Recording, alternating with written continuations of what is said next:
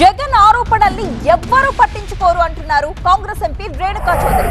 జగన్ నోరు తెరిస్తే అబద్ధాలే చెప్తారని అన్నారు. తెలుగు రాష్ట్రాల మధ్య జల వివాదం సహజమన్నారు రేణుకా చౌదరి.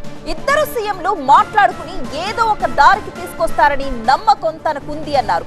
ఆమె ఇంకా ఏమన్నారు మా కరెస్పాండెంట్ శ్రీధర్ వివరిస్తారు. మాజీ కేంద్ర మంత్రి రేణుకా చౌదరి ఫైర్ బ్రాండ్ మనతో ఉన్నారు. ఒకసారి వారితో మాట్లాడదాం. మేడం, ఈ జల వివాదానికి సంబంధించి రెండు రాష్ట్రాలు ఇష్యూ జరుగుతుంది, దానిపై ఏమండి, వివాదం సహజం.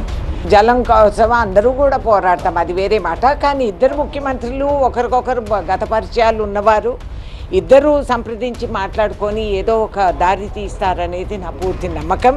మొన్నే రేవంత్ రెడ్డి గారు కూడా ఒప్పుకున్నారు. ఆయన అన్నారు రమ్మనండి, ఇద్దరు అతి త్వరలో ఈ సమస్య పరిష్కరణ అవుతుందని నా పూర్తి నమ్మకం. కానీ జగన్ మాత్రం చంద్రబాబు నాయుడు కావాలనే తాకట్టు పెట్టారు రేవంత్ రెడ్డికి అంటారు. జగన్ ఏం చెప్తాడు? Who cares? I don't care. ఆయన చెప్పినటువన్నీ నిజమైనయా?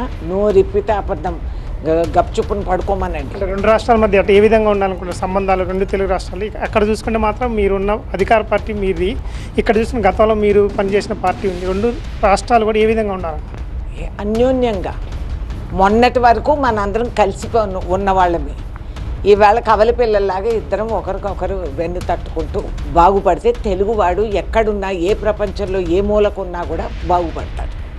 రెండు రాష్ట్రాలు కూడా కలిసిమెలిసి ఉంటే మాత్రం రెండు రాష్ట్రాలు కూడా అభివృద్ధి చెందుతాయి అని మాత్రం రేణుకా చౌదరి అంటున్నారు. వీడియో జర్నలిస్ట్ రంజిత, శ్రీధర్, TV9 విజయవాడ.